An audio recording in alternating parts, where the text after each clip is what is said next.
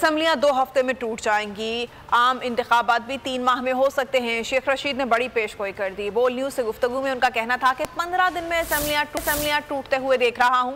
अप्रैल में इलेक्शन हो सकते हैं। सबको पता है कि 90 दिन में इलेक्शन कराने पड़ेंगे।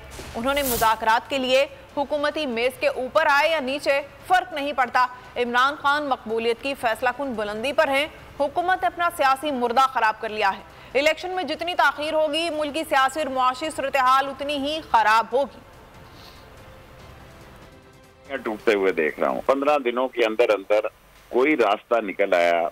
20 दिसंबर से पहले जो उन्होंने कमेटी बनाई थी पीटीआई की, उनमें से अक्सरियत राय ने रिकमेंड किया कि तोड़ दी जाए। तहरीके इंसाफ का वोट इमरान खान का वोट है जी। जहां उन हल्कों में लोगों ने इमरान खान को वोट दिया है, जहां इमरान खान गया नहीं और उनको पता था उसने तमकीन नहीं जाना, किसी ने पुल नहीं बनाना, किसी ने सड़क नहीं बनानी। 23 मार्च को पहला रोजा है या 22 को ईद के बाद हो जाए या रमजान में हो जाए, अप्रैल में इलेक्शन हो जाए। जी का जाना ठहर गया है। इन्होंने अपना सियासी मुर्दा खराब कर लिया है। 13 पार्टियों की कोई वोट बैंक नहीं है। अकेला इमरान खान इस वक्त जो है वो फैसला कुन और मकबूलियत की बुलंदी पर है। और ये जितना इलेक्शन डिले करेंगे, ना तरसीलात आ रही है, ना डॉलर है, ना इकॉनमी चल रही है। अगर आपको ये वीडियो पसंद आई है तो हमारे चैनल को सब्सक्राइब करें और बेल आइकन को प्रेस करें। देखें, ये तो उनकी वालदा से इंशाल्लाह कराएंगे। अभी जो मुल्क की सूरत हाल है वो आपके सामने है।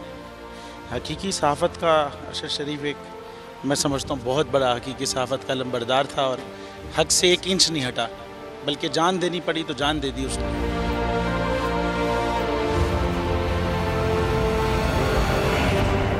तो ये यादगार क्या हमारे दिलों में रहता है। ये तो सिर्फ एक दस्तक देती रहेगी यादगार। मैं समझता हूँ कि जो रुके तो कोहे गिरा थे हम, जो चले तो जहाँ से गुजर गए, रहे यार हमने कदम कदम तुझे यादगार बना दिया। ये अरशद शरीफ के लिए मेरे ख्याल में लिखा गया है।